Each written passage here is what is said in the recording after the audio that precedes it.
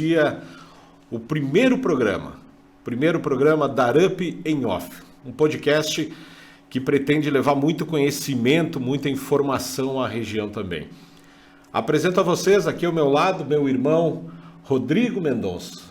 Tudo bom, Rodrigo? Tudo bem, Márcio, tudo bem. Vamos trazer um programa diferenciado, então, né? Vamos buscar várias histórias para contar nesse Dar Up em Off. Espero que seja um sucesso, né? Desejo sucesso a você e vamos começar, então. O Dar Up em Off surgiu com a ideia de que a gente pudesse registrar em vídeo, em streaming, melhor dizendo, para a eternidade, muitas histórias, muitos conteúdos que a gente ouve, né? Ouve na história de Frederico Westphalen, ouve na história da região, de pessoas que transformaram a nossa região e que transformam outras regiões saindo aqui de Frederico Westphalen, que desbravaram o Brasil inteiro. Então, com muito orgulho, hoje a gente traz o nosso primeiro convidado.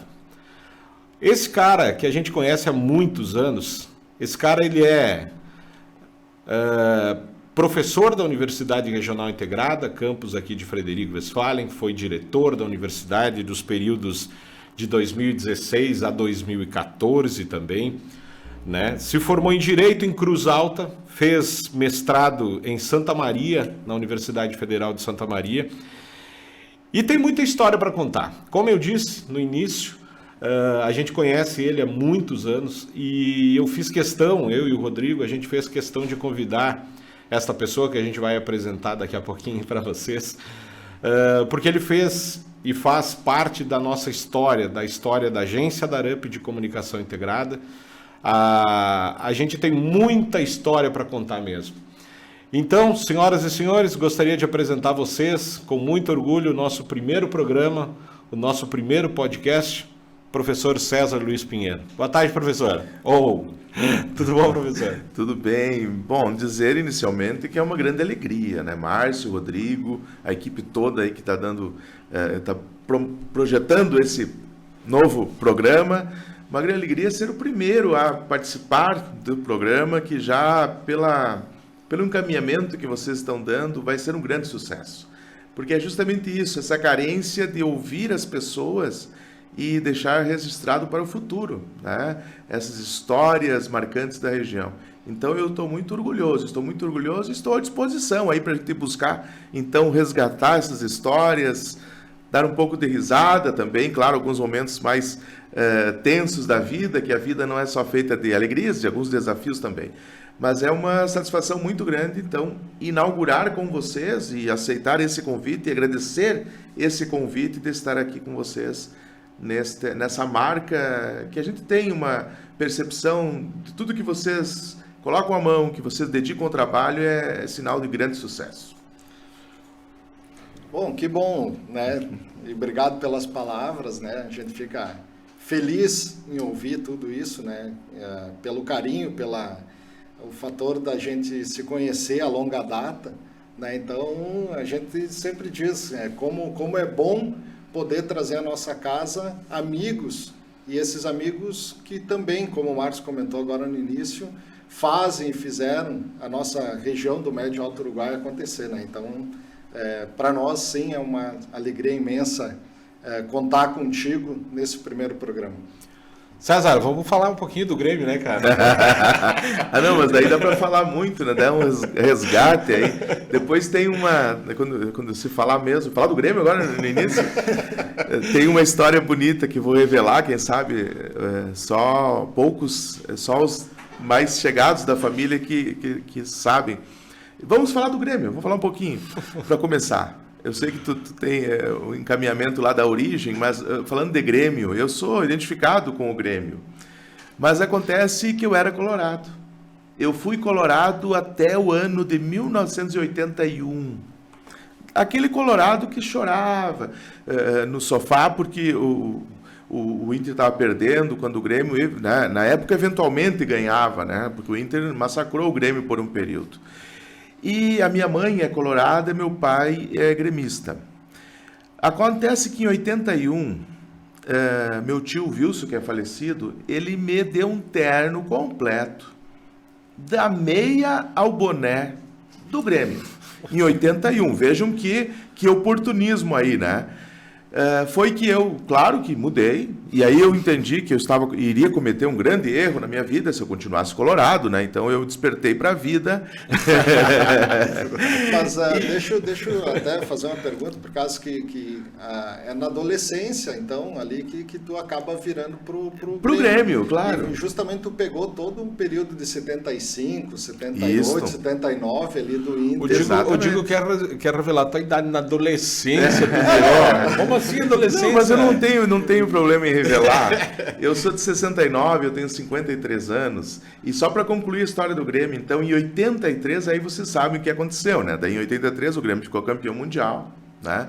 Eu lembro que à época, vejam, o pai muito idealizador das questões tecnológicas, nós compramos, questão de 15 dias, um videocassete. E gravamos o grande jogo do Grêmio, então, contra o Hamburgo, perigoso Hamburgo, né, que os colorados gostam de desfazer, mas na verdade que a época era o poderoso mesmo, e nós ficamos então campeão mundial. Então, revelando já um detalhe aí, quem sabe não tão conhecido, de que eu não era essencialmente, originalmente gremista, mas eu estou muito satisfeito com essa minha troca. Tá, mas eu quero saber agora, com o Renato chegando aí na segunda divisão e tal, tu falou lá de 83, eu quero saber de agora, né, meu? Não, agora só vai, né? Agora só vai, agora estamos Será? bem encaminhados. Vai, não sei para onde.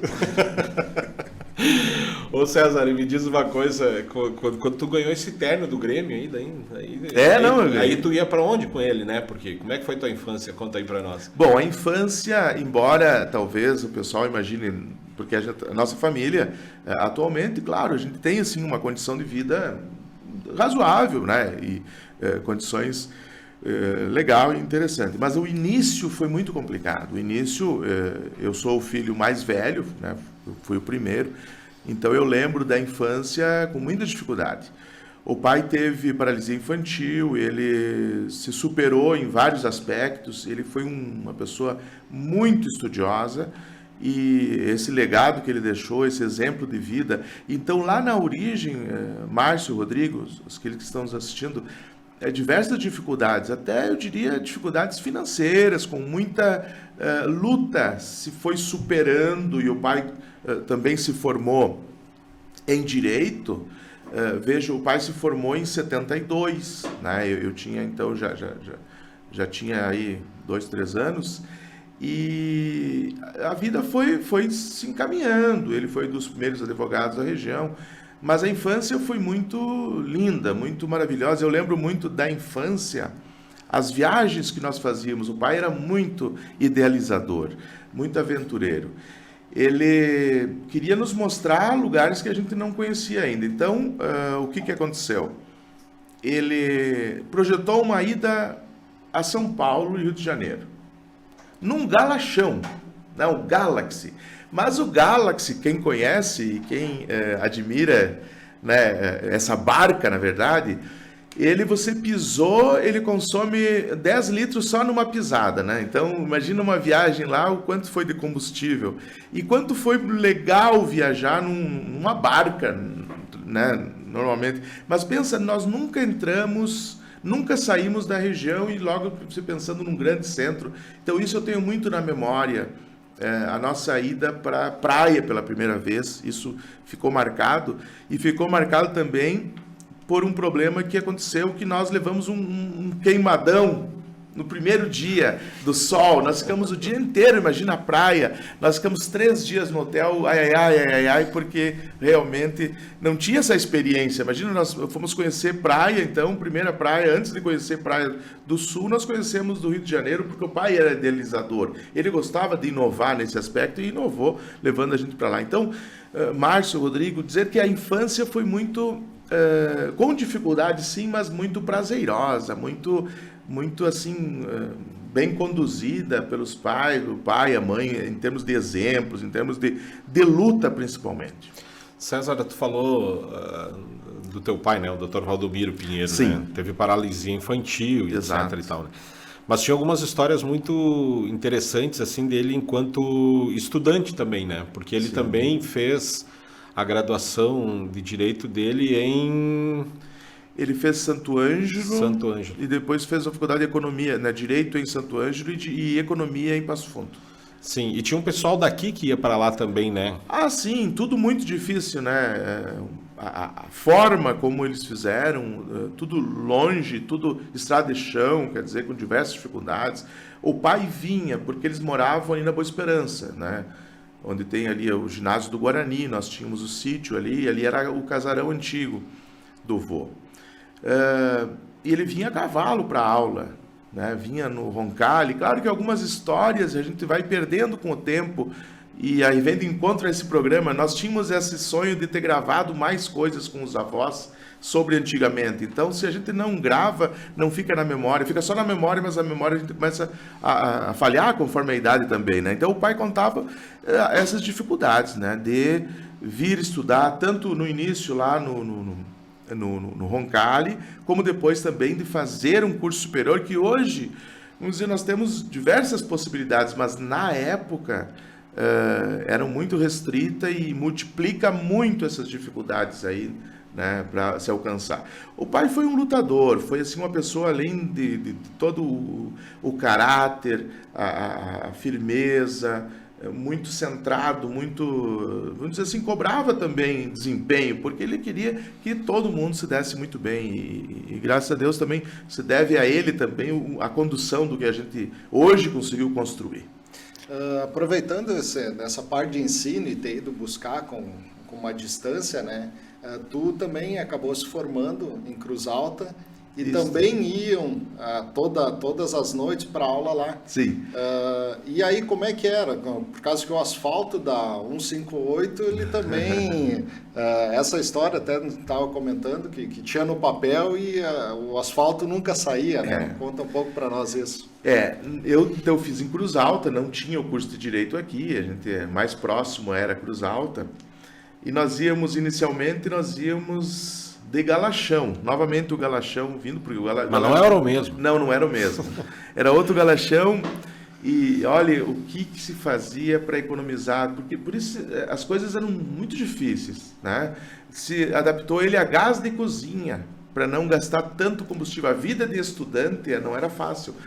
Meus tios iam, eles moravam em Cruz Alta, o Roque e o Amarildo, desculpem, moravam em Palmeiras. Nós íamos daqui, encontrávamos eles lá e nós íamos então inicialmente de Galachão. Depois nós começamos a ir de ônibus, chegamos a comprar uma Kombi, em 11 nós compramos uma Kombi e íamos... Mas quem que era nós que tu fala? Quem tinha nós, isso? Deixa eu lembrar, tem que lembrar, o Dr. Walter Rocha, Rodrigo Sebem, então o Roque Amarildo, em Seberi tinha o oficial de justiça, o Cláudio, eu não vou conseguir lembrar de todos, também esse pessoal, porque a gente acaba... Você, assim, quantos dentro desse Galachão aí? O Galachão ia lotado, e tinha que ir, eu não lembro assim, mas ia lotadaço. A Kombi depois ia lotada também. E aí você falou do asfalto. Na verdade, quando a gente ia, já tinha no papel lá em Brasília, tinha sido feito já uma vez o asfalto e recapado 3 vezes, e não tinha o asfalto ainda. Eu me formei e o asfalto ficou pronto no ano seguinte. Aí vocês imaginam o que acontecia nessa não ter asfalto. Muito acontecia de atolar, ou atolava a Kombi, atolava o ônibus, tinha que descer e empurrar. Nós chegava lá, não precisava nem identificar que chegou o pessoal de Frederico, Palmeiras, Seberi, porque nós chegava todo embarrado. Né? Então são dificuldades e uma coisa que eu, agora estando envolvido diretamente na URI, né, como professor, nesse momento, a gente tem que ter cuidado e avisar os alunos de fora que se uma aula trocou, porque nós chegávamos lá, não tinha aula, tinha que ficar esperando os colegas até as 10h30 para retornar. Então, tem uma história do cavalo, uma vez, nós de Kombi, depois de cada um ter feito uma prova, nós vimos tranquilos, quem não sabe, lá Cruz Alta é 7 quilômetros da cidade, o campus, né? O campus fica a 7 quilômetros. Estávamos tranquilos, daqui a pouco deu um estouro na frente da Kombi, e agora? Olhamos para trás, já preocupados que poderia ser uma pessoa. Era um cavalo deitado em cima da pista. Aí uns 2 ou 3 ficaram lá para registrar, para controlar o trânsito, e os outros foram registrar a ocorrência. Porque tinha que registrar, né? Quando nós voltamos lá, o cavalo já estava recuperado, estava tudo super tranquilo. Mas são coisas que acontecem que a gente jamais vai esquecer. Essas coisas marcam até pelo pânico no momento, né? Então, estragou a Kombi, sim. Mas, e quem que dirigia ali a Kombi? Nós mesmos. Quem estava menos cansado dirigia. Me lembro que o tio Amarildo dirigia, o Walter Rocha dirigia. Eu era péssimo em dirigir a Kombi, porque acontecia que eu esquecia que a Kombi para trás tinha mais um tanto, né? Então eu subia na calçada automaticamente.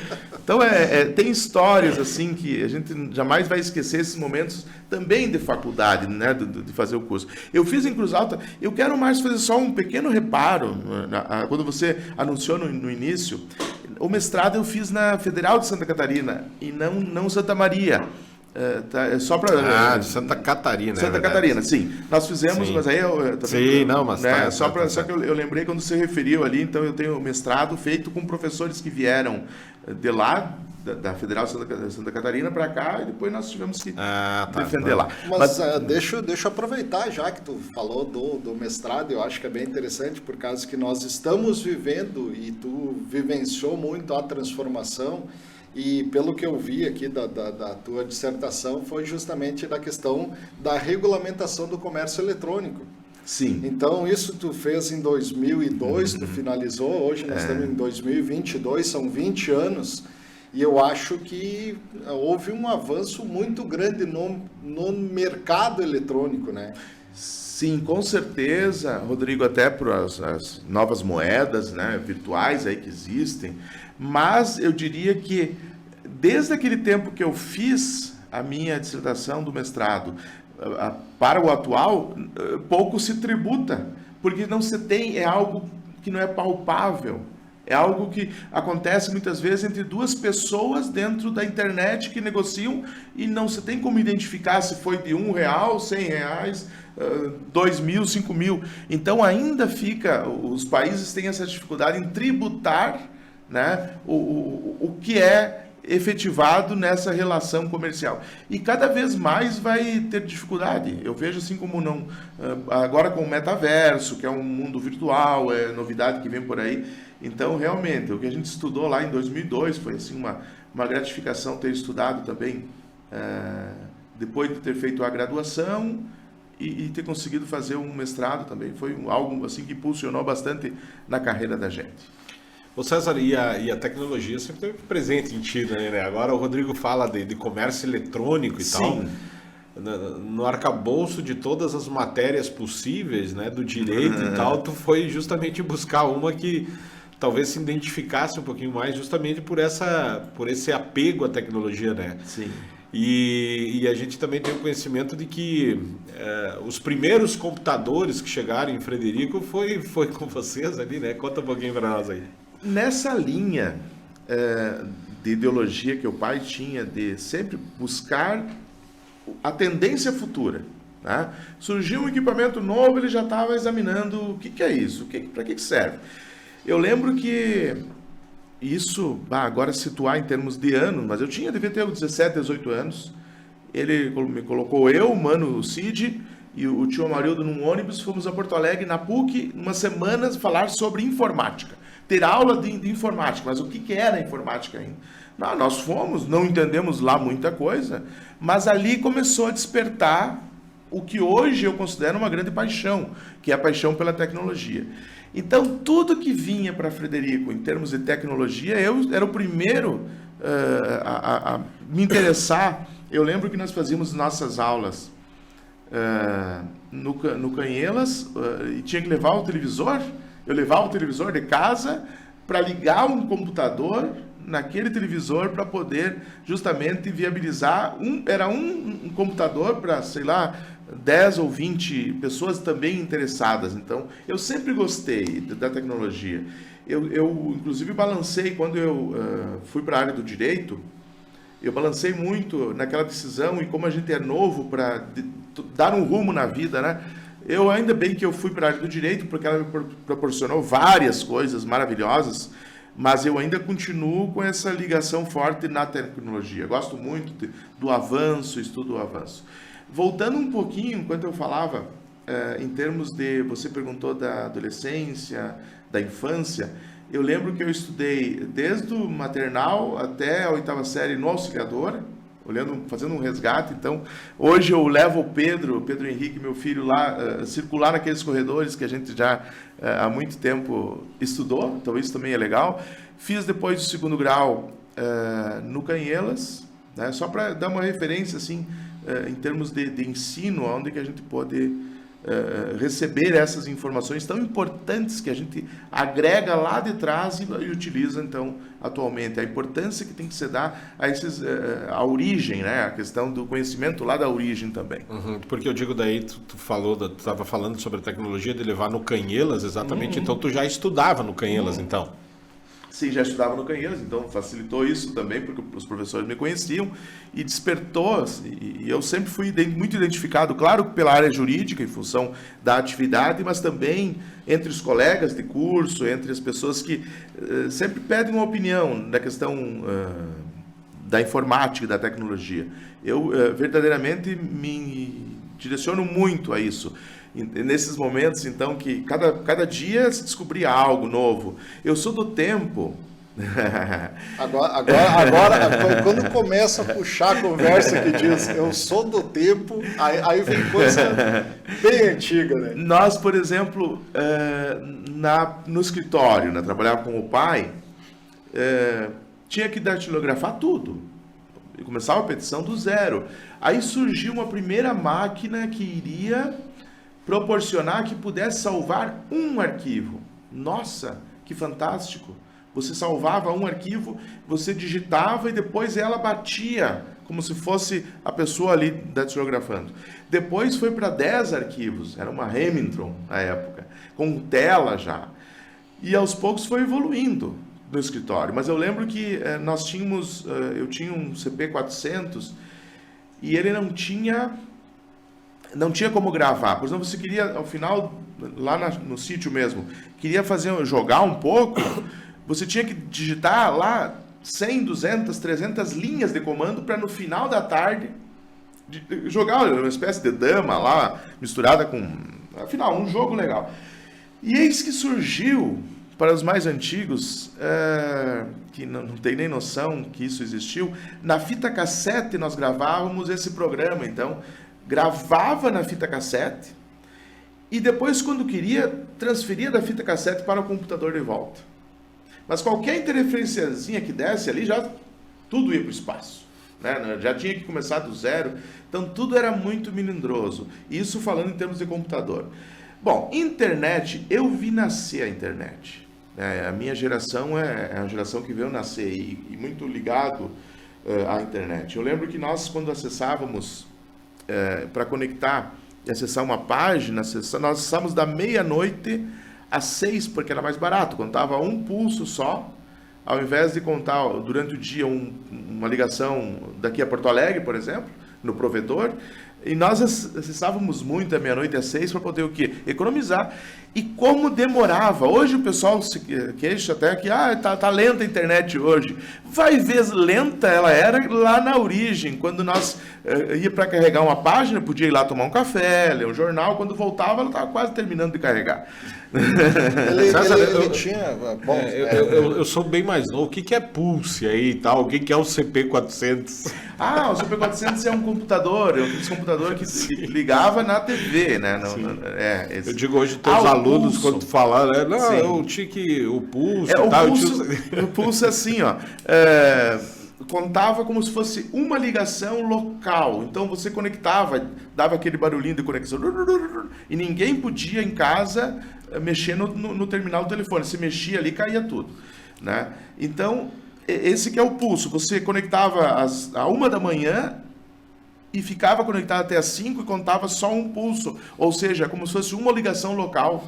Não custava nada praticamente. Então era assim que a gente fazia na época, né? A preferência é então para madrugada para poder... Mas tu foi sempre um entusiasta na questão da tecnologia, né? Então hoje nós estamos aqui no estúdio mesmo com várias câmeras, já transmitindo via Extreme mesmo, mas nos primórdios aqui em Frederico também a gente sabe que tu acabou fazendo casamentos, teve uma viagem do seu Valdomiro, igual que ele esteve em Tel Aviv, então Sim. vocês replicaram essa... conta essa paixão pela parte do cinema local, né? Sim. Eu tinha muito amigo agora, mas era sócio, o Eleomar Lavarda. Nós tínhamos até o nome eu lembro, era LCA Produções, Luz, Câmera e Ação. Nós criamos, eu e ele, nós trabalhávamos para filmar casamento, baile de debutantes. Eu já tinha essa veia na tecnologia, embora eu continuava na área jurídica, mas eu queria sempre estar envolvido. Então, filmávamos, nós projetávamos a imagem ao vivo nos lugares. Nós íamos gravar, por exemplo, um baile no CTG. Lá no CTG, nós colocávamos as TVs, as pessoas já iam assistindo. Quer dizer, alta tecnologia para a época, imagina, né? E essa viagem que o pai fez, o pai e a mãe fizeram a Terra Santa e outros países da Europa, né? Holanda, Alemanha, e o pai filmou e deram 8 fitas cassetes, aquelas de 2 horas cada fita. Imagina, não tem como a pessoa, numa sentada, assistir tudo. Nós fizemos um documentário.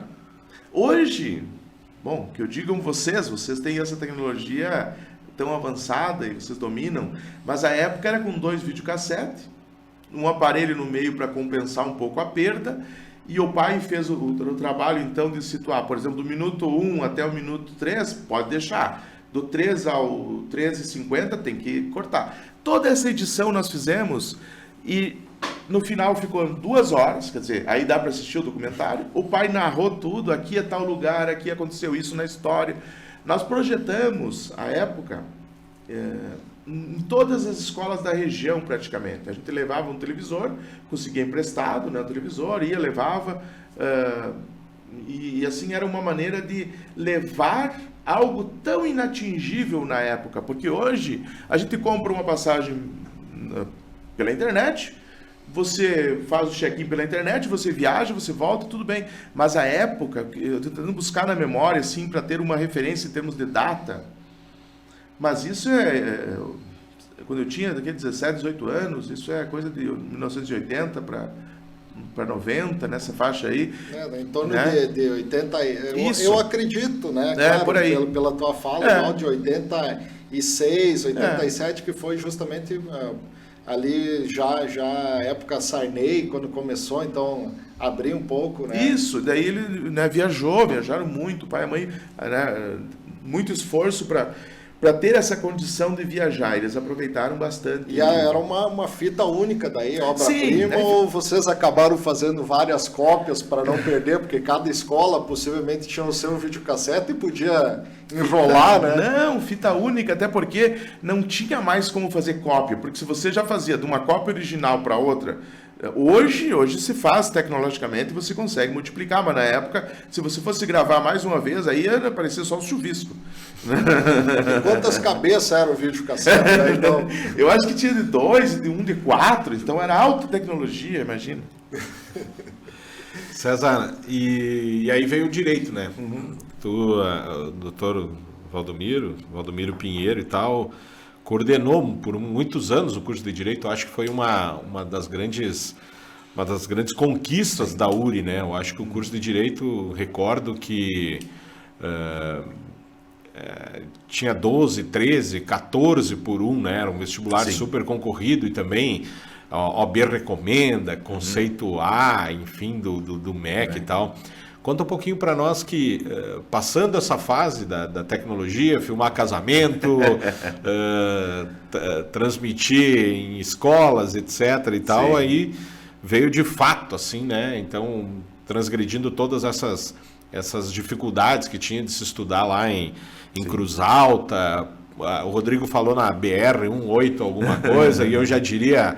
Na estrada indo para Palmeira, com estrada de chão ainda, aquele barro vermelho que era liso, que era um sabão, né? Verdade. Então veio trabalhando no escritório da advocacia do Dr. Valdomiro também, né? E veio aí o curso de Direito, né? Onde é que entra, de fato, assim, a vida acadêmica e o direito César, do professor César, onde é que entra aí? Bom, O pai nessa história, claro, se associando a várias outras pessoas importantes da época, né? Que eu não vou citar aqui, porque senão eu posso cometer alguma injustiça. Mas eu acho que eu posso falar porque eu lembro de algumas coisas bem engraçadas. O padre Fiorino Graça, eu acho, tinha umas peleias fortes ali. Sim. Não, mas eu digo fazer um parênteses. Lá em 92, né, quando o curso foi criado, então, primeiro que tinha a FESAL, que já foi uma potência do ensino em Frederico, né, em região. Depois foram unidas, então, a fundação daqui, de Erechim, Santo Ângelo, e surgiu a URI. E após surgir a URI, então, vem o curso de Direito. E o pai teve participação muito forte nesse curso. Ele foi o primeiro coordenador. E aí, ele estando coordenando o curso, claro, bem essas referências que você fez na época dele, diversas conquistas, né? Um curso muito forte, a exemplo do que é atualmente o curso de Direito. Mas aí foi que em 99 ele me convidou para ir para URI para inicialmente não é bem coordenar, mas estar num laboratório de informática jurídica.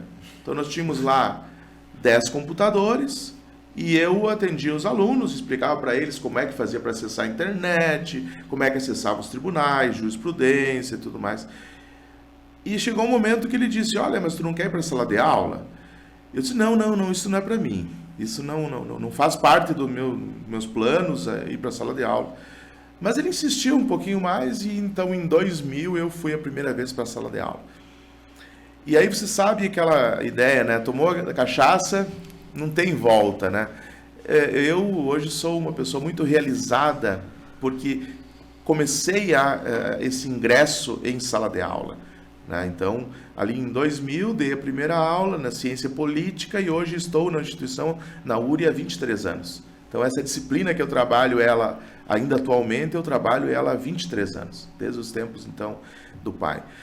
Passado alguns anos, quem sabe 4 anos depois que eu entrei, eu fui coordenador do curso de Direito também. O pai concluiu, então, por 9 anos ele foi coordenador, eu fui coordenador do curso de Direito, e sempre agregando novos conhecimentos. A vida é assim, a gente tem que aproveitar ao máximo onde você está, porque tentar colher aquilo que você vem recebendo também. E aí eu ia te fazer uma pergunta, e agora com a pandemia? Com a pandemia voltou a informática de novo, daí, porque tiveram que fazer aula remota daí. Ah, sim. Aí agora, a pandemia é um capítulo à parte, né? Nós tivemos que, do zero, assim, se inserir. Claro que alguns, eu também me coloco no exemplo, a gente tem um domínio da tecnologia, foi mais tranquilo, mas alguns professores tiveram que se reinventar, né? E questão aí de 2, 3 dias já estavam jogados numa tela para apresentar uma aula, né? Então foi algo assim a superar, mas os professores muito dinâmicos conseguiram. E deixa eu te perguntar uma outra situação nesse viés da tecnologia, porque tu comentas que entrou então em 2000, já um pouco antes, já trabalhando com a tecnologia, com os tribunais e petições, etc. Mas a gente viu que o ciclo completo da justiça hoje ele já está agora muito mais preparado. Sim. Né? Então, acredito que com a pandemia também veio auxiliar que alguns processos que ainda eram feitos muito presenciais, hoje já são feitos basicamente... A tecnologia dos tribunais estavam toda preparada para isso, ou também houve algum momento que deu problema no funil ali, vamos supor assim? Veja bem que nós estávamos num processo mais lento de informatização do judiciário. Até nesse aspecto, Santa Catarina estava à frente do Rio Grande do Sul. Estava assim, hoje, a época que nós tivemos a intensificação do processo eletrônico no Rio Grande do Sul, Santa Catarina já estava com possibilidade, por exemplo, de peticionar em Palmitos, valendo lá para Florianópolis, algo assim bem interligado.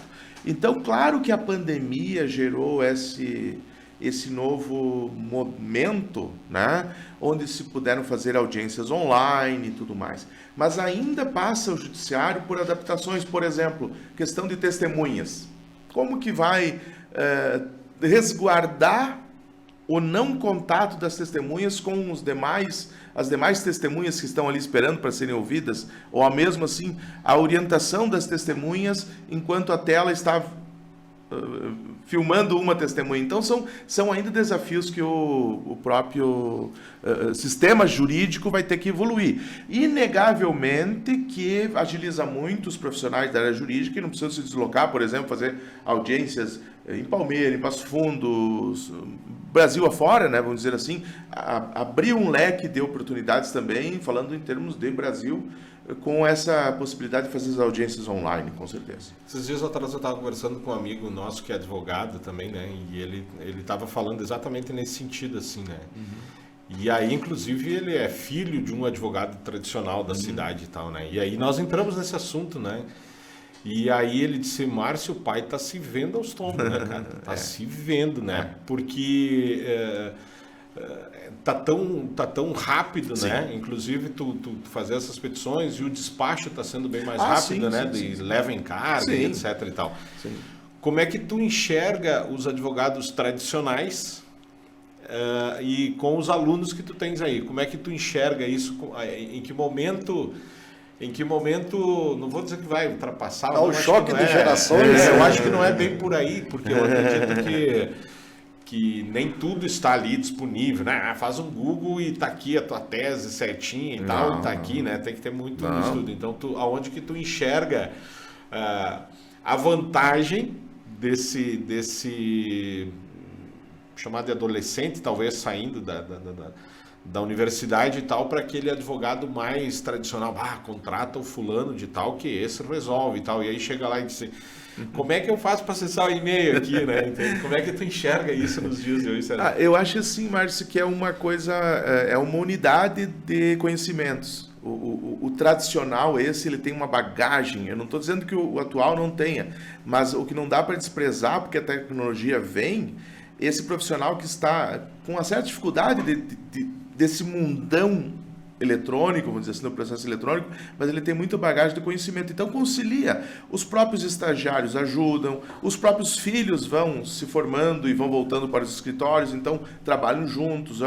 Eu vejo que é bem conciliável essa situação, né? Uma coisa é inegável, minimamente tem que se defender, tem que pegar um computador, um notebook, quer dizer, não dá para ficar nessa dependência também que alguém vai fazer. Mas, no geral, é o que veio acontecendo com os antigos que não tinham, né, que eram acostumados, quanto muito com o computador, mas hoje a coisa evoluiu de tal forma. Por exemplo, tem alguns caminhos que um processo ele tem que percorrer. Quando ele saía do fórum e ia para o Ministério Público para ele dar o parecer.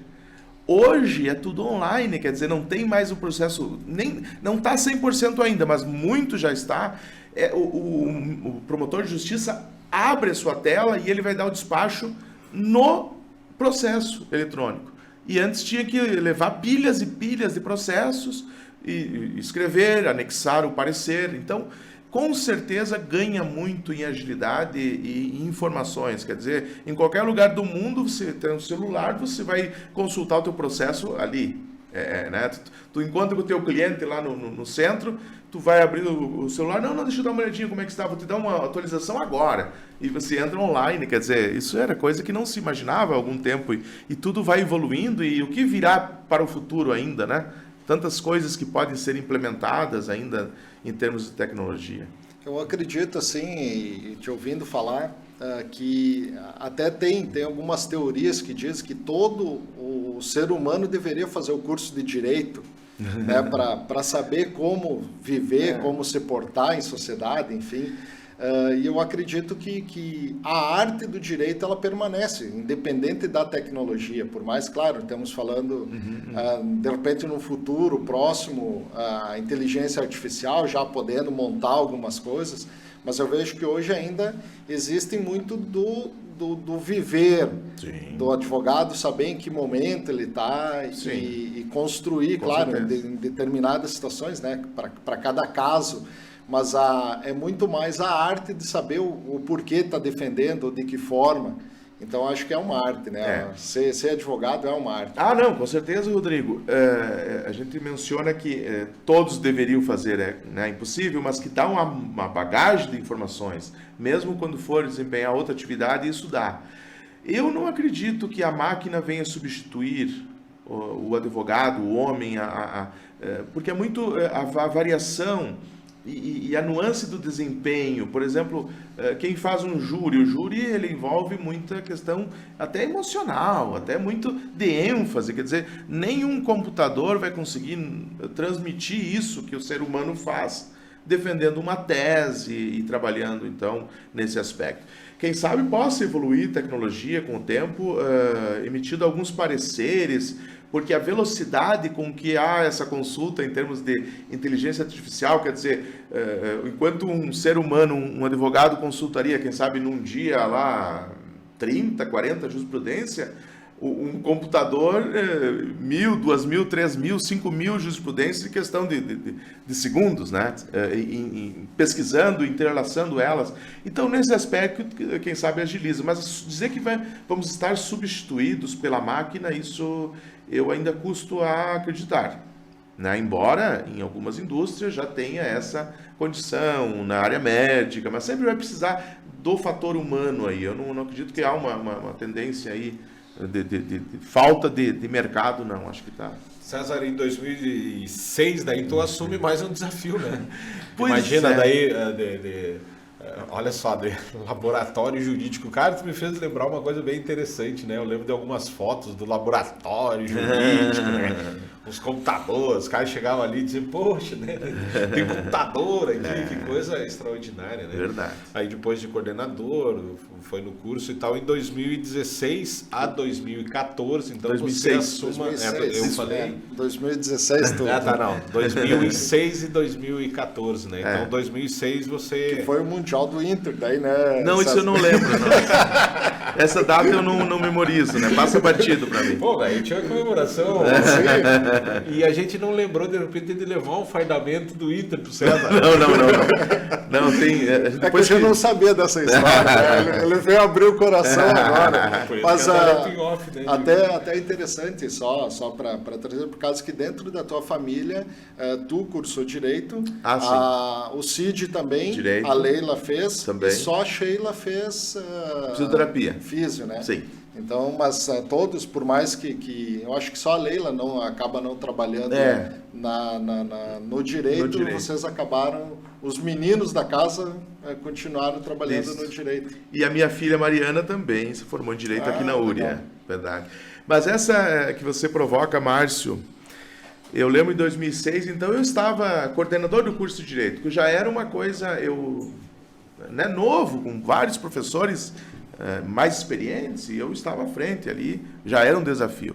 E eis que fui convidado para uma reunião, eu lembro, foi em maio, né, uma reunião para tratar sobre algumas questões que envolviam a próxima eleição da universidade. Eu fui lá no intuito de imaginar que era isso que ia ser tratado, com outros nomes e tal. E eis que recebo um convite, né, então, do professor Lauro, que era o diretor-geral, o professor Edith, estava também o professor Nestor, a professora Silvia, e um grupo, né, também, talvez eu não vá recordar de todos. Edith, professor Edith Sudbrack. Edith Sudbrack, professor, a gente fala tanto, né, professora Edith, que para nós é tão próxima, hoje é atual pró-reitora de ensino, né, da reitoria. E recebi esse convite, mas pensa, eu tinha 36 anos. Então a sala girou naquele momento. Não tinha outro jeito, porque era algo assim que eu não imaginava ser convidado. Eu estava, quem sabe, pensando numa ideia de ir mais, porque pode ir 2 vezes, né? Pode uma reeleição, funciona assim na URI, pode ir por 4 anos e mais 4. Então eu estava pensando em ir para as 4 para a coordenação do curso. E recebo esse convite. E aí aquela história, eu contando muito sempre com o pai nesses aspectos de um aconselhamento, o que fazer, e ele, mais do que nunca, era um incentivador. Não, o pessoal te convidou, está acreditando na tua capacidade, tu tem que ponderar muito, mas acho que tu deve aceitar. E nós passamos o feriado de Dia do Trabalhador, eu lembro, naquele impasse, né?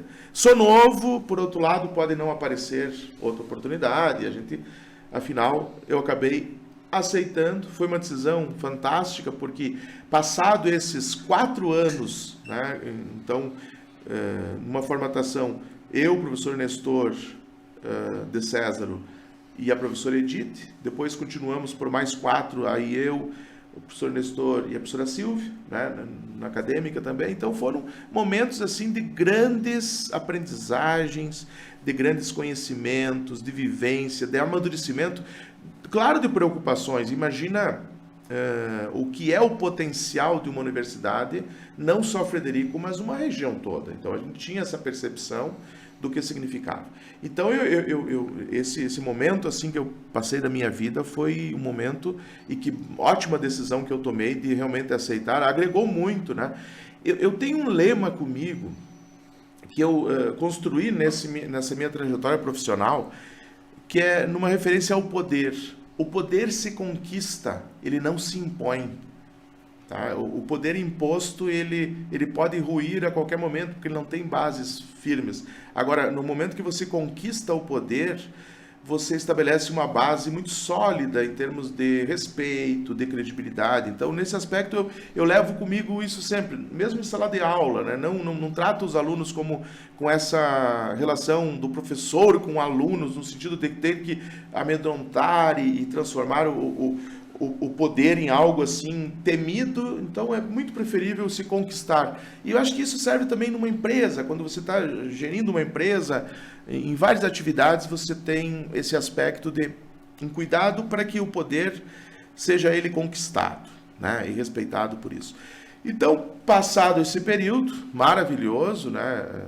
Então só tenho assim a agradecer a confiança de todos à época, e a gente entende como um ciclo que passou da minha vida profissional. Não deixei a sala de aula, é uma coisa que eu jamais me permitiria, porque a sala de aula é onde eu descanso, na verdade. O contato com os alunos, ele dá um combustível assim que não tem como expressar a energia dos alunos, e como eles vêm muito jovens. Eu trabalhava sempre, agora trabalho com diversos semestres, mas eu trabalhava inicialmente com o primeiro semestre, então a gente recebia aquela energia, e que a gente a cada aula que dava e saía mais ainda com vontade e uma certeza que estava no caminho certo. Claro, e a troca, né? Eu acho que isso faz com que instigue a não ficar parado, né? Porque tem novidades a todo momento. Então, certo.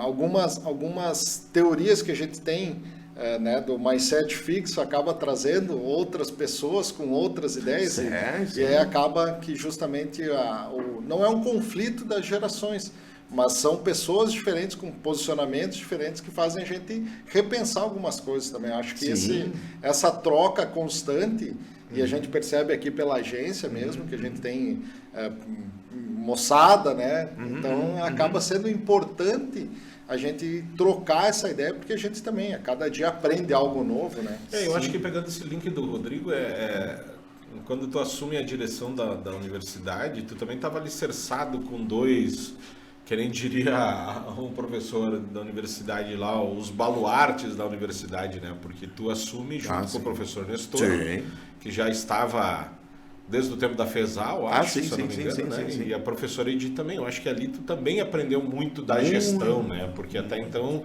a coisa administrativa, vamos dizer assim, era uma novidade para ti, né?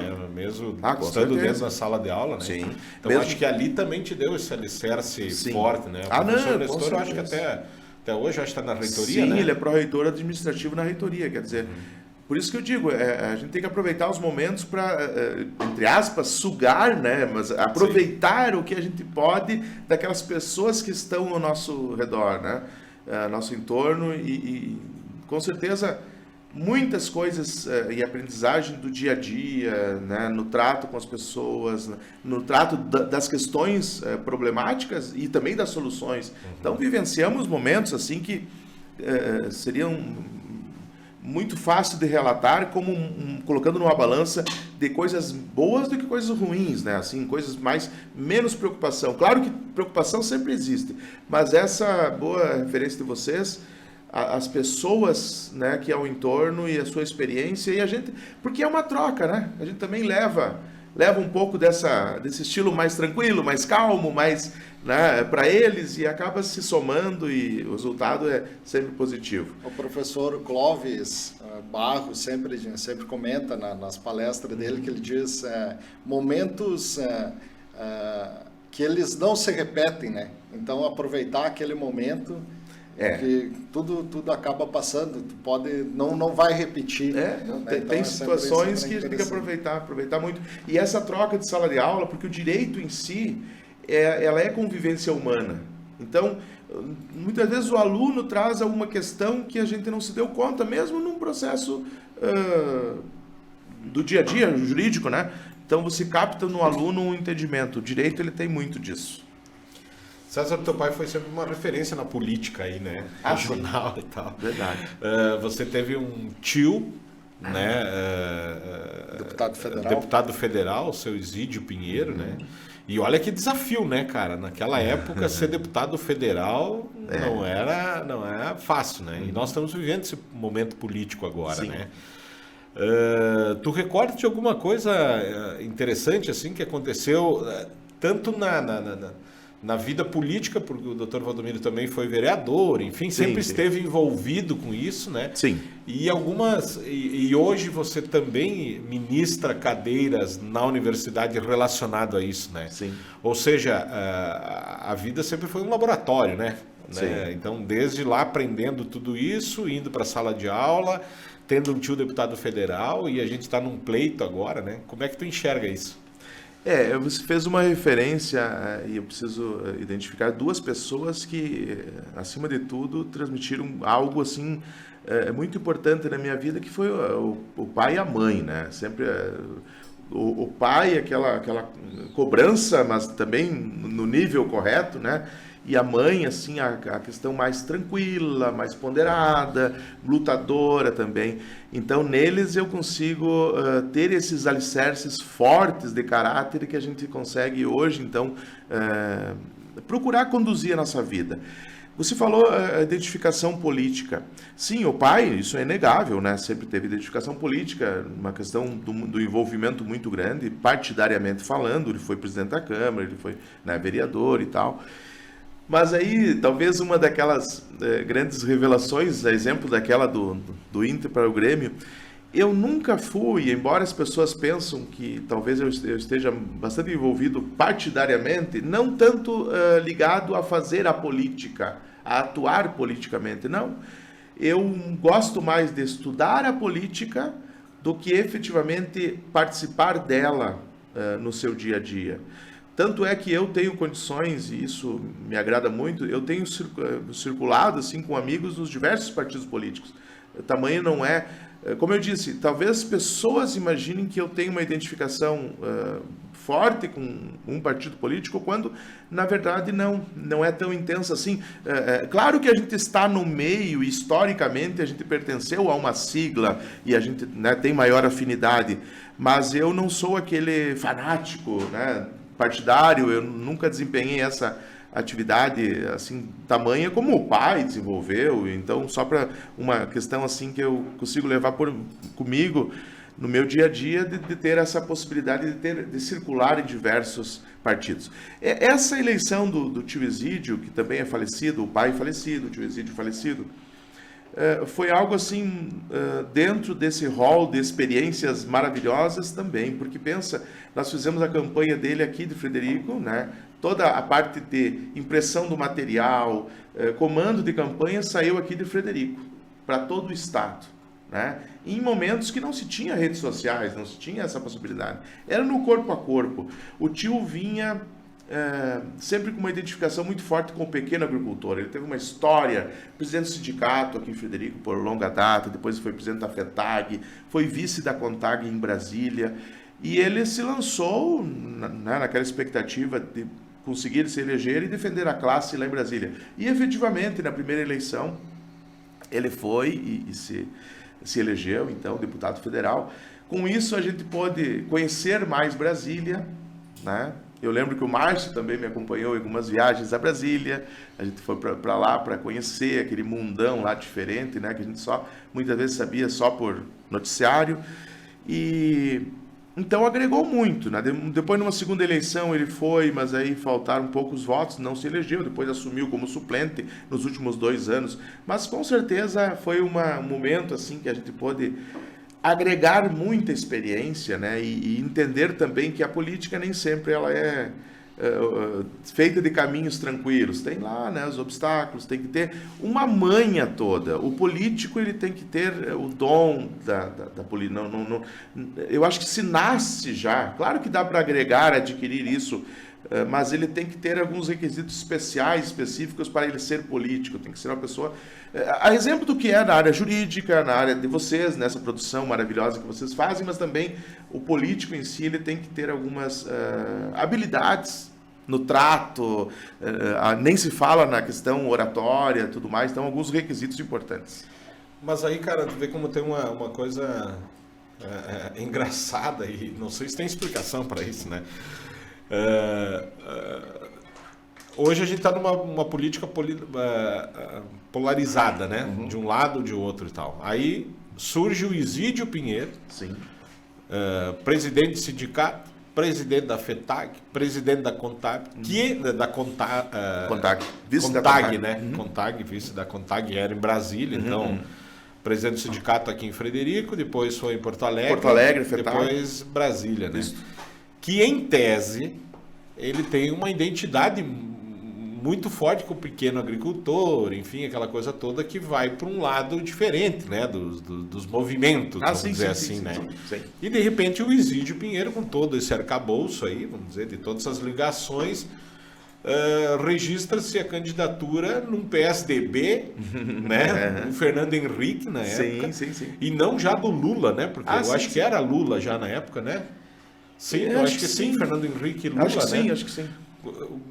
Tu tem alguma explicação disso? Que tipo assim, ó, a região inteira ou os pequenos agricultores votaram então na pessoa do Isídio Pinheiro e não no partido Isídio Pinheiro, né?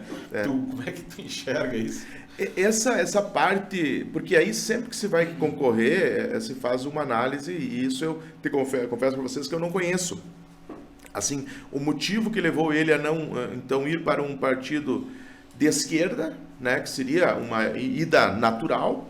O PSDB atualmente é um partido de centro, né, quem sabe, hora centro-direita, hora centro-esquerda, mas ele está mais no centro. E então, ao invés de ir na esquerda, não consigo assim identificar, né, o motivo que levou. Enquanto você falava, eu lembrei do que aconteceu na apuração dos votos, porque o tempo que o tio concorreu era votação manual ainda. Tinha que escrever o nome do candidato, né, para presidente e governador, é só um X, tudo bem, mas o candidato, tanto a estadual quanto federal, tinha que escrever. E o número dele era o 4590. E quantos aqui no salão paroquial aparecia só o 45? Né? Poxa, daí entra também a organização da família. Eu lembro que os tios estavam ali envolvidos, nós éramos fiscais, nós estávamos acompanhando a apuração, que ela acontecia então urna por urna, aquelas urnas que depositava a cédula lá dentro, abria a cédula e começava a contar os votos. E aparecia o 45, mas que coisa, 45, poxa, claro, esse seria um voto de legenda, né? Um voto que valeria para todos, mas aí pela habilidade dos tios, eu lembro o tio Roque, o tio Amarildo, no sentido de conseguir reverter esses votos e buscar a intenção do voto. Não, mas a intenção era de escrever 4590. E aí muitos votos, então, que já apareciam, já era considerado como voto por tio, porque ele era o único da região, no caso do partido, né? Então não tinha um outro candidato da região do PSDB à época, mas é uma coisa curiosa. Tá, mas daí na urna eletrônica não tem não, isso. Não, a urna eletrônica né? Não. E os ministros agora falam que é inviolável, não. etc e tal. Não, aí tem muita mistura de interesses por trás também, eu acho que não tem nada comprovado. Eu diria assim, não é nem 100% segura, mas também não dá para ficar fantasiando muito que vai ser manipulado, não dá para trabalhar nessa perspectiva. Só a eleição do tio, ela começou a apuração então no domingo, quando era a eleição, e terminou no sábado de manhã seguinte, toda a semana apurando votos. Ele chegou no final da noite de sexta eleito, amanheceu sábado, não estava mais eleito, ele estava de suplente. Foi assim uma virada na noite, virou, por algum motivo, entrou alguma região diferente, porque ele fez voto em quase 400 municípios, pingando votos, imagina, todo o estado ele fez votos. E aí, satisfação nossa que ele se elegeu na primeira vez, né? Então... Eu acho que na primeira vez, inclusive, por causa da legenda da então deputada Ieda Cruz, que puxou ele. Sim, também ser o ajudou. segundo, né? Então acho que também ajudou. Porque a segunda eleição ele fez mais votos do que a primeira. Sim. Então fez muito mais, porque o trabalho dele foi um trabalho, sim, em defesa do pequeno agricultor. Eu acho que ele trabalhou com uma pauta também da aposentadoria para a agricultura. Sim, né? sim. Então ele teve uma pauta bem voltada, mas aumentou a quantidade de votos, mas mesmo assim não foi... Se eu não me engano, o Isídio praticamente dobrou a votação. Se eu não me engano, foi 36 mil. Não, a primeira foi 20 e poucos mil e a segunda foi 45 mil. Ele foi dobrou, né, a e votação. E faltou um pouquinho ali para ele se eleger. Mas deixa eu perguntar outra coisa nessa questão que nós estávamos comentando, e tu é um estudioso da parte política, mas não só partidária, porque eu acho que a política ela é feita todo dia por várias pessoas, em vários lugares. Como que tu enxerga hoje essa questão da política assim, partidária brasileira, porque nós estamos a menos de 30 dias de um pleito, onde a gente vê que tem uma polarização grenal, né? Então nós somos do Rio Grande do Sul e a gente acaba tendo muita identificação com os times. Como que tu enxerga essa polarização dos dois candidatos, principais candidatos, e em momento em que outros agentes da política também estão se fazendo pronunciamentos inadequados? Como é que tu enxerga esse momento da política brasileira? Eu vejo, Rodrigo, no momento atual, algumas instituições que deveriam manter alguma certa neutralidade na condução se manifestarem. Por exemplo, o Supremo, a gente sabe que tem algumas ações, algumas falas, algumas decisões que elas têm um cunho político, infelizmente. Então, antigamente nós tínhamos isso mais reservado. Eu não quero dizer que lá não acontecia, mas agora está mais escancarado, talvez pela mídia, talvez pelas redes sociais. Então, vem acontecendo isso, quer dizer, instituições que as pessoas teriam uma grande confiança, mas que se colocam em xeque. Então, uma figura de um judiciário, e às vezes se coloca em xeque injustamente, porque nós temos muitos juristas sérios, mas infelizmente a mídia, o midiático atual acaba, sei lá, superando essa questão do ser um ministro e acaba misturando as coisas, e aí nós temos um enfraquecimento das instituições que deveriam ser pautadas, assim, da mais essencial imparcialidade. Então hoje não há como ficar de fora. Nós somos seres humanos, é difícil uma pessoa que não se identifique, né?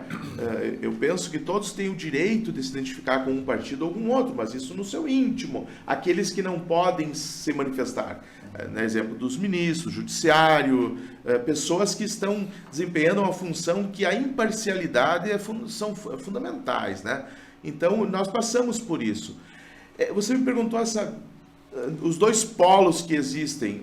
Eu acho que é uma pena que tenha só dois, devia ter mais opções, né? Porque assim a gente poderia também avaliar melhor, né? Mas, afinal, é um contexto de nova eleição que nós estamos vivendo, a exemplo de outros anos que passou em algumas polêmicas, também essa é a polêmica da vez, quer dizer, contextos aí que vão nos levar, que ao final o que fica a torcida grande é que quem vencer conduza da melhor maneira o nosso país. Nós precisamos, mais do que nunca, passar esse período que já foi melhor porque se reduziu o período de campanha eleitoral, então diminui então esses abalos, porque nós temos uma economia andando, nós temos todo um contexto que precisa ser cuidado, recuperado, né? Então, passadas as eleições, é momento de que aquele que for o eleito de recuperar também, remendar, passar remédio nessas feridas que ficam sempre de uma eleição. Então, é o desejo que fica, né? Em termos de política.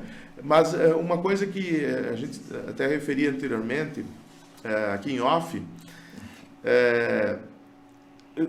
a mídia, não trazendo a mídia como o vilão da história, mas as redes sociais, coisas que nós víamos ou não víamos antigamente em decisões, por exemplo, do Supremo, que passavam batido, hoje se faz todo um auê, quer dizer, hoje o próprio ministro, ao falar sobre o caso, ele faz uma perspectiva sabendo que ali tem muitas pessoas assistindo, seja por redes sociais ou pela televisão mesmo, que agora tem as televisões específicas de cada, né, da TV Câmara, TV Senado, TV Justiça, quer dizer, parece que as pessoas estão mais preocupadas com a imagem do que a essência do que tem que ser julgado ou manifestado. Tá? Tu acredita que essa questão da mídia, por causa que hoje está muito mais full time, né? Uhum. Antigamente se tinha um momento entre acontecer o fato, fazer o levantamento e o julgamento. Uhum. Hoje, pelas mídias, aconteceu algum fato, já é na hora na rede social o cancelamento. Uhum. Então o fato já acontece o julgamento. Sim. Antes mesmo de qualquer outro tipo de prova ou do contraditório. Tu acredita que a mídia fez com que o contraditório, ele fosse excluído do direito hoje? Tu trabalha um aspecto bem interessante que, infelizmente, mas não também trazendo como uma mídia que seja um papel de vilã nesse aspecto, não. Mas que, inegavelmente, no momento que sai uma notícia, porque a margem de propagação é maior em função das redes sociais, há já um juízo de valor condenando, né, ou absolvendo. Geralmente se condena. Uhum. E que depois o efeito, talvez, de uma absolvição numa ação, ela não vai ter quase nem sentido, porque já houve todo um desgaste de condenação prévia pela opinião pública, entende? E como se leva isso para a população, conta muito. Quer dizer, vocês que trabalham com com a comunicação, vocês sabem que daqui a pouco se quer já levar de uma forma, dando ênfase a um lado, se consegue fazer isso, né? E se quiser puxar o assado para o outro lado. Então, inegavelmente que o momento que nós vivemos dessa intensificação das redes sociais, hoje é difícil uma pessoa que não tenha pelo menos um celular acessando redes sociais e preocupa muito quando as pessoas acreditam em tudo que está na rede social. Cegamente, né? Às vezes os idosos olham ali, não, mas tem um remédio que é a cura de todos os males, e vão cegamente naquele remédio, porque seja ele natural, seja produzido. Então essas preocupações também que a gente tem num aspecto de que tem que filtrar muita coisa, né? Os fake news, as questões assim de coisas plantadas com objetivos de lá na frente ser usufruídas, porque hoje esse emaranhado de pessoas de pensamento e pensadores, né? Quase nada se faz sem pensar depois para projetar algo no futuro, para tirar proveito nesse sentido também dessas ideologias aí. Deixa eu fazer mais uma pergunta, Márcio. Fica à vontade, pessoal. Na verdade, assim, tu comentou sobre a questão da redução para esses 45 dias, né? Então, em até que ponto isso beneficia novos nomes de surgir no cenário político, ou ele prejudica, por causa que quem já é conhecido no meio acaba tendo um espaço e tem um período muito maior para trabalho? E só para complementar, eu colocaria na mesma pergunta do Rodrigo aqui o fundo partidário, né? Porque foram bilhões ali de fundo partidário, com a premissa de que oportunizaria novos candidatos a chegar por aí, né? E uma matéria dessa semana do Zero Hora trouxe que um deputado X está com uma boa fatia do bolo, né? Que eles se perpetuam, eles se mantêm, né? Então, só para complementar a pergunta, eu digo botando tudo no mesmo balaio, né? Ou seja, se perpetuar e ainda tu tem a condição de tu gestar um fundo partidário bilionário aí, né? Eu traria mais um elemento que beneficia o grande, que é a não possibilidade de coligação na proporcional, que ou seja, vereadores, deputados estaduais e deputados federais, que não podem mais, no caso, agora só na majoritária. Isso também beneficia os grandes. O pequeno se apegava, se agrupava para, quem sabe, eleger um, e agora não tem essa condição. Então, inegável que essa redução de tempo beneficia o grande, porque o grande, muitas vezes, não precisa de muito tempo mais, porque ele já é conhecido. De repente já tem uma profissão que é ser político. Exato, já são só ir referendando algumas questões, né? Então pode acontecer isso sim, de uma beneficiar os maiores em relação aos menores, né? E essa você falou, Márcio, dessa questão, me fugiu essa última. Estou dizendo que o fundo partidário. O fundo partidário, né? Porque na verdade a gente está dizendo de tempo e valores também, né? Eu considero um dos grandes absurdos que nós temos no Brasil esse gasto que se faz com a campanha política. É um rasgar dinheiro. O processo eleitoral ele é importante, é fundamental para um país. Nós temos que passar por isso. Senão nós teríamos aqui uma ditadura em que um grupinho iria escolher quem seriam nossos governantes. Nós temos que passar. Mas se gasta muito, ou se destina muito, até nem se gasta tanto. Você não entende? Acaba se embolsando isso, fica beneficiando alguns, grandes em especial. Os grandes recebem mais e os pequenos menos, quando devia ser o inverso, né? Outra questão que eu entendo referente a, vamos dizer assim, o gasto com a máquina pública é demais. Nós temos hoje 513 deputados federais, temos 81 senadores, e se gasta muito para manter. Quer dizer, nós temos um fundo partidário que acontece, então, de cada 2 anos, né? Mas o gasto com os deputados federais é permanente.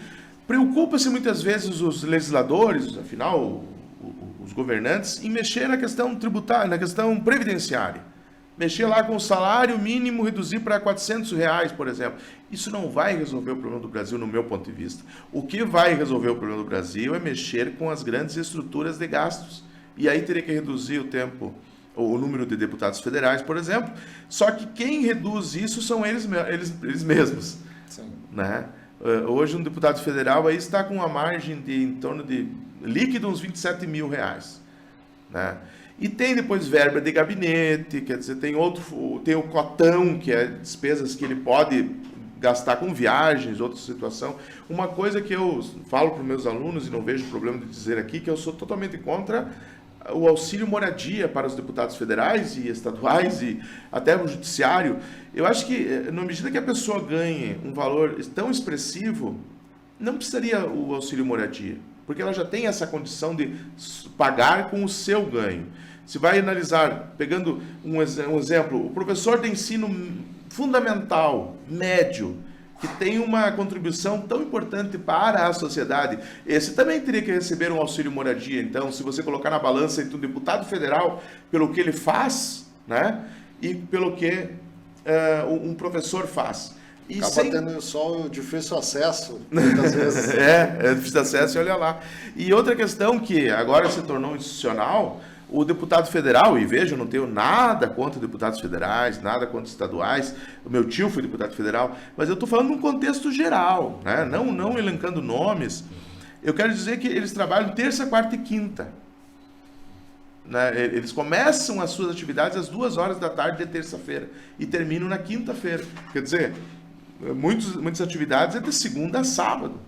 Né? Então... nós comentávamos antes em off, mas só para nós terminar essa parte mais séria, né? Que uma das soluções de repente podia ser os votos distritais, né? Que poderíamos ter representantes Sim. mais locais, até por conta das quantidades de votos para eleger os candidatos. Mas né? eu complemento mais uma vez, eu acho que não é só o voto distrital, eu acho que a reeleição perpétua, né? Porque se o cara é o chefe daquela região, né?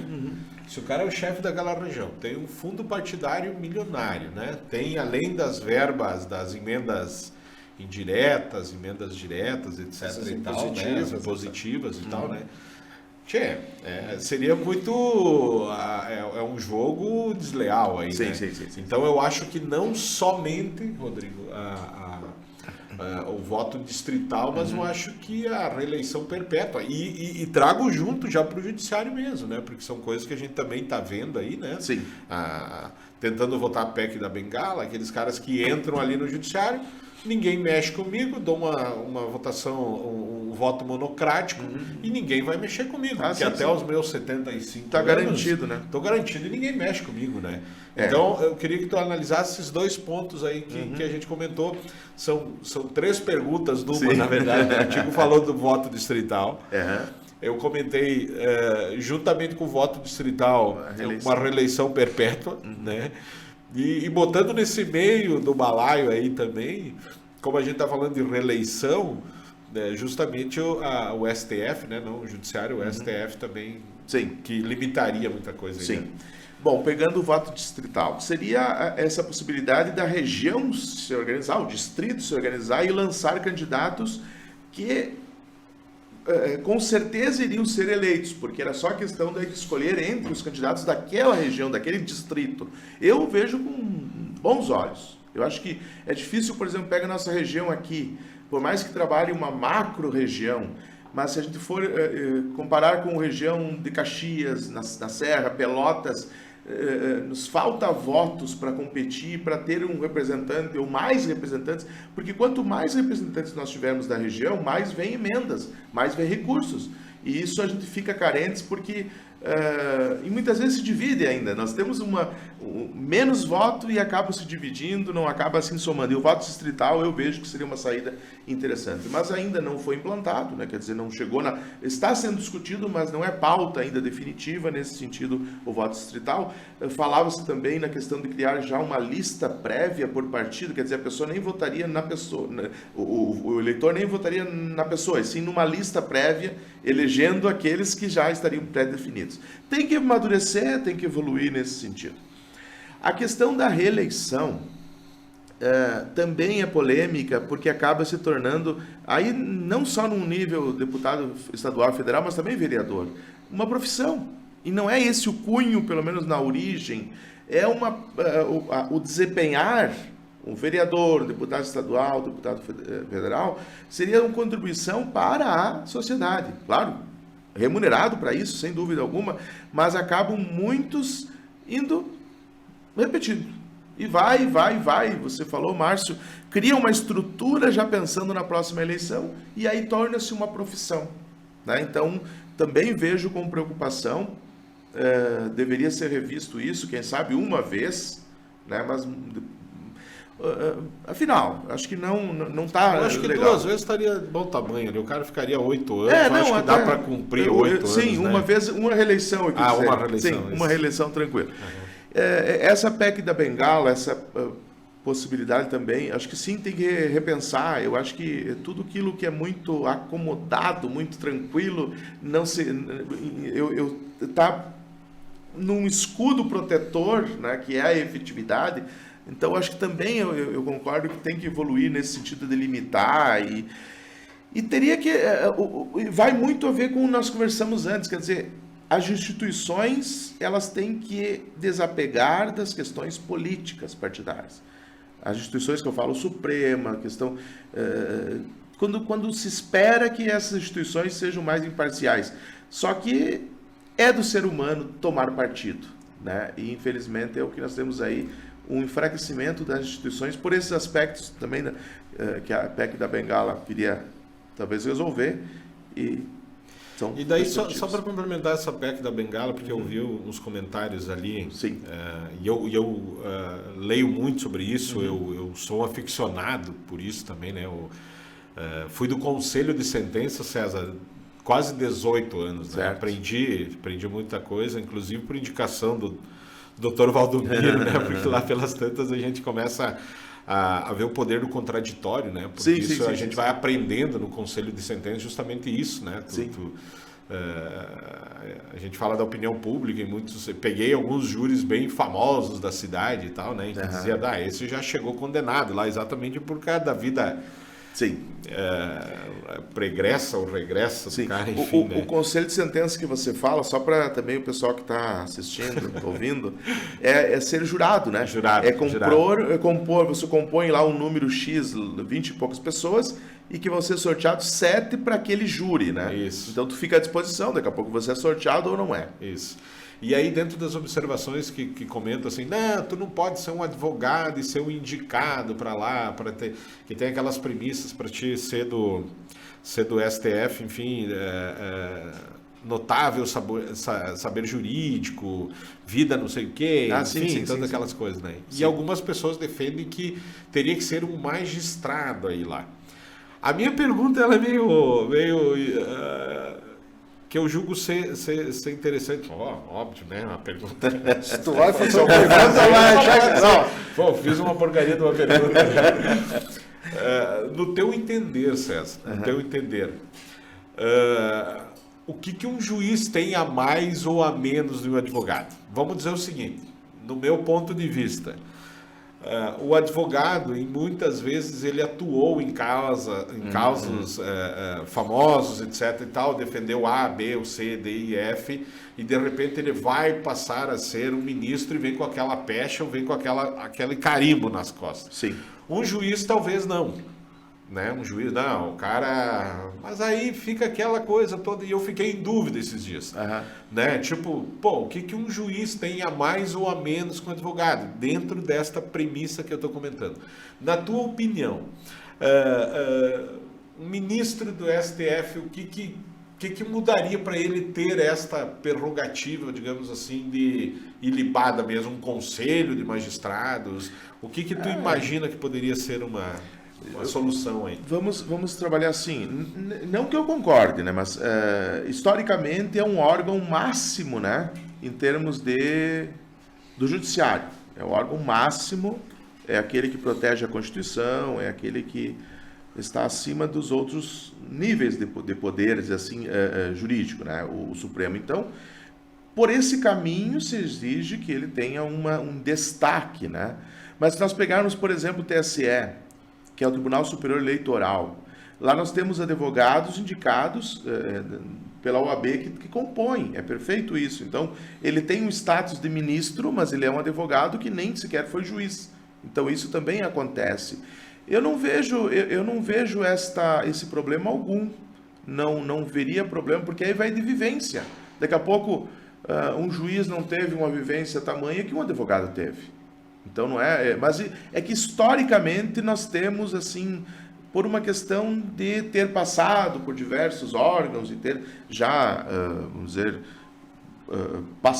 convivido com diversas situações, mas eu não veria problema nenhum do advogado ser ministro supremo e desempenhar isso. E vejam que, claro que existe uma sabatina, né? O Congresso Nacional vai sabatinar, vai perguntar coisas para esse possível ministro, né? Então vai dar bagagem, mas tem algumas estruturas assim que vêm historicamente, que poderiam ser rompidas, quem sabe, né? Mas se hoje tu fosse escolher entre um juiz e um advogado para ser um ministro, tu votaria em quem, digamos assim? É relativo. Ponderando assim porque me passa uma sensação de que quando o cara passou no concurso e virou juiz de direito, me parece que ele é a concura, assim, né?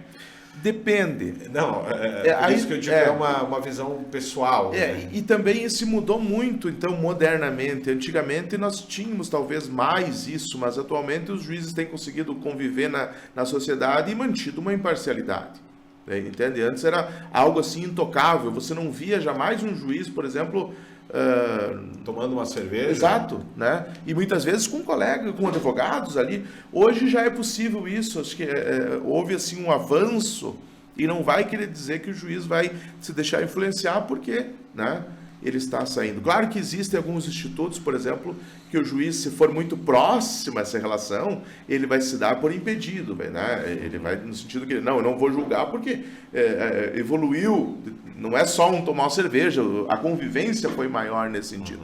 Mas você mencionava, eu acho que é muito relativo, Márcio, eu não vejo na figura se ele é advogado ou juiz, eu pegaria mais na conduta que teria que se transformar do que é a função essencial e da necessidade de desvinculação total da política, para não levar, porque daqui a pouco um advogado vai entrar lá e ele também vai ter uma conduta política de tendência, então não vai mudar. O que nós precisamos é um resgate da instituição para ela recuperar esse status de estar acima de tudo. É um ônus inerente ao juiz, ao magistrado, ao ministro, especialmente do Supremo, que ele se reveste desta não tomar partido. Ele precisa disso, embora humanamente pode ser impossível, porque a pessoa tem, mas ela só pode ficar no seu íntimo, mas ele tem que tentar policiar, se autopoliciar e não deixar influenciar. Só que isso existem outros interesses. A gente, infelizmente, até mesmo quando depois um ministro, por exemplo, ele sai dessa função, ele pode abrir um grande escritório, algo assim, que já pode ir plantando coisas também nesta linha de pensamento do desempenho. Então tem muita coisa que sequer nós ficamos sabendo aqui. São os porões de Brasília, são coisas que acontecem lá, e que algumas coisas se noticia, outras não se tem nem noção, né, do que vem a acontecer. Tá muito sério esse papo. Não, na verdade, até eu ia fazer uma pergunta mais antiga, né, porque diz que tu foi o primeiro que fez a transmissão via rádio com a Luz e Alegria. Olha aí. O jogo do Ipiranga. E daí eu queria saber o seguinte, só para nesse período todo, né? Por causa que tem muitas pessoas que dizem que tu é Itapajé, né? E tem outros que dizem que tu é Ipiranga, daí eu já não sei. Não, eu acho que o César é Itapajé. Não, assim, ó, O vermelho, na verdade, sempre teve com ele. Não, aí nesse ponto. O vermelho sempre teve com ele. Assim, ó, eu só atuei no Itapajé porque me convidaram para atuar na assessoria jurídica. Não, mas quando eu jogava no Ipiranga, tu ia lá de vez em quando, né? Eu joguei na escolinha do Ipiranga. Eu claro, não jogava nada. Eu tenho, assim, experiências horríveis em termos da escolinha no futebol. No futebol eu era de campo, eu era calamitoso. No futebol de salão, eu até, modéstia à parte, ia bem de goleiro. Não, eu jogava mal. Não, mas eu fazia meus gols bem bonito lá. Ele até vai no play, eu acho que até ele vai, né? O play, não, tu sabe que agora só para essa questão de futebol, né? O César chegou uma época que nós fazíamos rebatida no sítio que eles tinham. Aí saía final da tarde, ia lá jogar uma rebatida, comia umas asinhas, depois tava... Verdade. Mas fala da transmissão, César. Não, eu sempre fui também... eu gosto muito da tecnologia, isso é inegável. Eu criei os primeiros sites da Luz e Alegria, fui eu que criei, da Rádio Luz e Alegria. Criei o site e aí chegou um momento... mas daria para fazer uma transmissão nesse site. Eu teria que ir nos ginásios e escrevendo o que estava acontecendo. Peguei um notebook do pai que ele tinha comprado para o escritório e eu, então, no final de semana, eu me ocupava com ele. Eu conseguia uma linha telefônica, discada ainda na época, né? E conectava e eu narrava o que estava acontecendo no ginásio. Agora as equipes estão entrando. Seria, na verdade, minuto a minuto me copiaram de mim. Eles tinham que pagar um royalty. Sim, com certeza. Eu criei o minuto a minuto. Então eu ia nos estádios, jogos do Ipiranga, do Itapajé.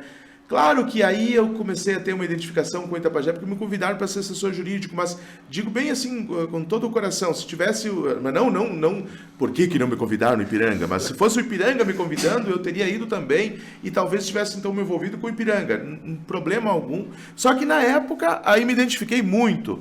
E a gente, tudo que faz na vida, a gente faz com intensidade, né? Eu lembro que em 99 o Itapajé foi campeão da série bronze, e eu... assisti jogos aqui, assisti jogos fora, foi um momento muito legal. Então eu ia nos ginásios, transmitia, eu tinha um internauta lá em Buenos Aires, um em Rodeio Bonito, um em Brasília, e mais alguns que eu não vou lembrar as cidades que eles estavam, mas então eu tinha esse compromisso de transmitir para eles.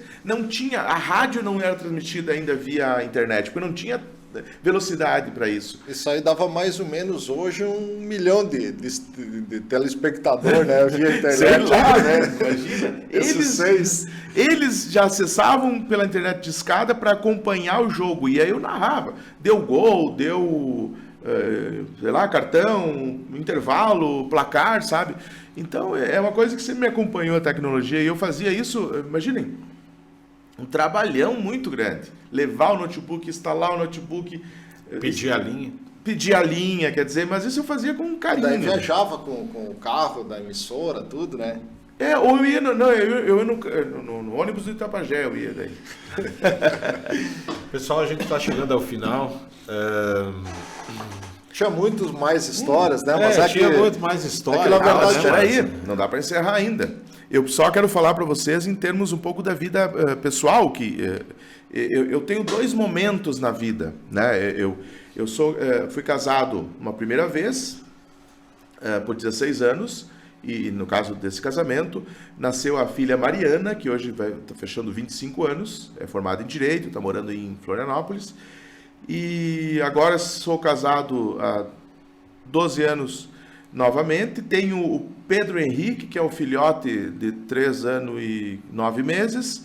Então são coisas na vida da gente que vão acontecendo, sucedendo, que a gente nunca se arrepende. São coisas que faria novamente exatamente igual, porque tudo foi gratificante ao longo desses 53 anos, né? Mas só falar um pouquinho então, a intensidade com que tenho a Mariana, filha, né? E o orgulho dela estar também buscando um lugar e estudando para isso, e poder ter essa convivência com o Pedro Henrique agora, nesse contexto novo, né, com a esposa Jaque, que também dá aula de enfermagem na URI, quer dizer, nos conhecemos na URI e podemos construir essa linda família ao qual a gente tem muito orgulho e vai convivendo e aprendendo novamente com o Pedro, porque passa um contexto com a Mariana, isso há muito tempo, e agora retoma com o Pedro, então... Na internet de escada e agora... Então, procurando inserir o Pedro também nesse mundão digital, né? Com muito cuidado para não ser uma coisa assim tão exaustiva, mas também ensinando para ele o que a gente aprendeu tanto... pelo menos a parte de tecnologia. Depois ele vai ter que decidir o que vai... Se vai buscar área jurídica, se vai buscar outra área, isso é com ele. Eu acho que o interessante do que tu está falando é ensinar os princípios. O que vai ser utilizado de tecnologia sim. Exatamente. Né? Mas a pessoa Pedro Henrique, a pessoa Mariana... é que justamente são através dos princípios, né? Verdade. É que a gente acabou nem falando muito de família mesmo, né? Porque a gente acabou evoluindo em temas um pouco mais sérios, né? Mas enfim, o nosso carinho todo ao Cid Pinheiro, nosso grande amigo também, a Leila Pinheiro também, né? A Leila, em que eu tenho um carinho enorme, a Sheila também com muito sucesso, todos eles com muito sucesso, né? Cid na área jurídica, a Leila com os restaurantes dela lá em Florianópolis, exato, né? Não é nem mais o, né? São 3. E com 2 filhas lindas também, isso, né? 2 filhas lindas, que a gente acompanha pela rede social também, e a Sheila de fisioterapeuta da seleção brasileira, né? Naquele... Como a gente está por dentro, né? Handebol de areia, né? Ela foi. Agora teve o filhote também, vai completar 1 ano agora em setembro, então o Benício. Então já é uma... são vivências, né, que a vida traz. Daí tem que vai segurar um pouquinho essa questão da seleção, mas ela continuou com a clínica dela lá em Natal, né? Jogando no Norte. Sim, e o Pedro Henrique, eu vou ver um uniforme para ele do Inter, né? Que agora ele tá na fase, né, de mudar. Não, né? o Pedro Henrique tá... também, nosso carinho. Nossa amiga também. A Mariana não teve jeito, aí a avó dela levou pro Inter. Inclusive a dona Ana faz uma torta fria de atum. Nossa. Né? Aliás, faz 1 milhão de anos que eu não como.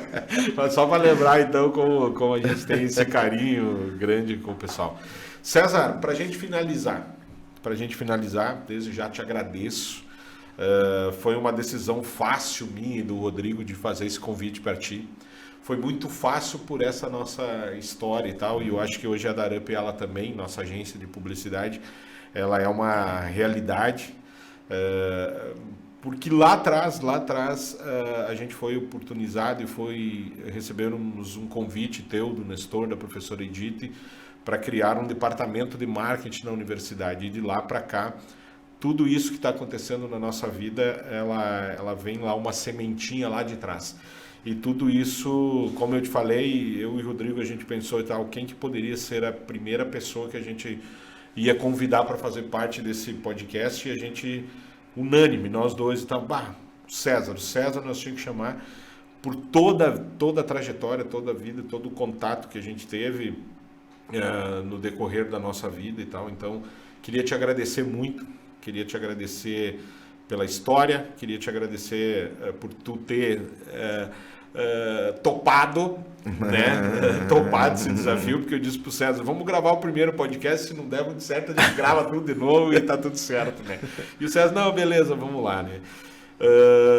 Digo, pode fazer as considerações também, depois a gente deixa um tempo pro César. Não, agradeço, César, né, pela disponibilidade, pela troca, pelo conhecimento, traz pra gente um outro viés, né, que a gente acaba sempre conversando de N assuntos, né, mas trazer um pouco no Darup in Off, trazer para as pessoas também que venham acompanhar, assistir o nosso trabalho, saber um pouco do que as pessoas aqui da nossa comunidade pensam, ou por que a gente se diferencia porque aproveita as oportunidades, como tu comentou, sabe, saber se colocar onde a gente está e fazer a diferença, sabe, não esperar que por estarmos de repente geograficamente longe de algumas coisas, a gente não possa realizar.